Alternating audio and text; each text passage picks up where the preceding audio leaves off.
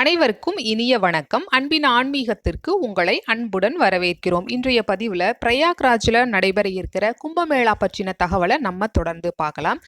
தேவர்களும் அசுரர்களும் பார்க்கடலை கடைந்து அமிர்தத்தை வாங்கினாங்க. அந்த அமிர்தத்தை யார் முதல்ல சாப்பிட்றது அப்படின்ற ஒரு பிரச்சனை வந்த பொழுது அவங்களுக்குள்ள யுத்தம் நடைபெற்றது.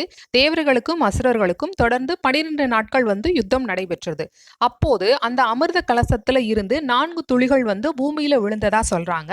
அந்த இடங்கள் தான் ஹரித்வார், பிரயாக்ராஜ், நாசிக், உஜ்ஜயினி அப்படின்னு சொல்லுவாங்க. இந்த 4 இடங்கள்லையுமே ஓடக்கூடிய புண்ணிய நதிகள்ல அமிர்தத்தோட தன்மை நிறைந்திருக்கும் அப்படிங்கிறாங்க. அந்த அமிர்தத்தோட தன்மை நிறைந்திருக்கிற நேரத்துல நீராடினா முக்தி கிட்டுவதோடு வாழ்வில அனைத்து நலன்களும் கைகூடும் அப்படின்னு புராணங்கள் சொல்லுது.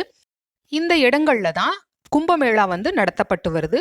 2025ஆம் வருடத்துல ஜனவரி மாதம் 13ஆம் தேதி முதல் பிப்ரவரி மாதம் 26ஆம் தேதி மகா சிவராத்திரி வரை கும்பமேளா பிரயாக்ராஜ் நகர்ல நடைபெற இருக்கு.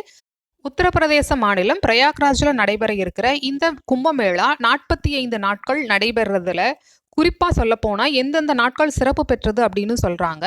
பௌர்ணமி நாளான ஜனவரி மாதம் 13ஆம் தேதி, மகர சங்கராந்தி தினமான ஜனவரி மாதம் 14ஆம் தேதி, தை அமாவாசை தினமான ஜனவரி மாதம் 29ஆம் தேதி, வசந்த பஞ்சமி தினமான பிப்ரவரி மாதம் 3ஆம் தேதி, பௌர்ணமி தினமான பிப்ரவரி மாதம் 12ஆம் தேதி, மகா சிவராத்திரி தினமான பிப்ரவரி மாதம் 26ஆம் தேதி ஆகிய நாட்கள் மிகவும் சிறப்புன்னு சொல்லப்பட்டிருக்கு.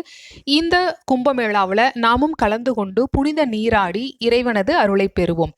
இந்த பதிவு உங்களுக்கு பயனுள்ளதா இருந்தா லைக் பண்ணி சப்ஸ்கிரைப் பண்ணுங்க. உங்களுடைய ஒவ்வொரு லைக்கும் சப்ஸ்கிரைபும் எங்களுக்கு ஊக்கமளிக்க கூடியதாக இருக்கும். நன்றி, வணக்கம்.